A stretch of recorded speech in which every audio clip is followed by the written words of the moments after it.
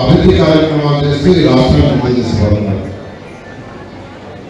ఇది చాలా కష్టం. నేను 14-19 విదేశాంగ మంత్రిని, మళ్ళీ విదేశాంగ అప్పుడు ఆర్థిక పరిస్థితి నాకు తెలుసు, ఇప్పుడు ఆర్థిక పరిస్థితి తెలుసు. అప్పుడు ఒక మున్సిపాలిటీ పోయి అక్కడ ఉన్న శాసనసభ్యులు కానీ చైర్పర్సన్స్ కానీ సార్ మా మున్సిపాలిటీ డబ్బులు ఏమంటే 10 కోట్లు 15 కోట్లు 20 కోట్లు శాంక్షన్ చేసేవారు.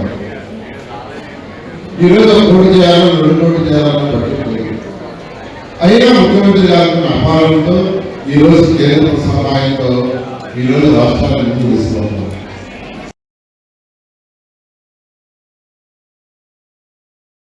మళ్ళా ఈ ప్రభుత్వం రాగానే గౌరవ ముఖ్యమంత్రి గారు మళ్ళా కేంద్రంతో మాట్లాడడానికి విడుదల చేశారు, టెండర్లు పిలిచారు, వర్క్స్ స్టార్ట్ అవుతుంది.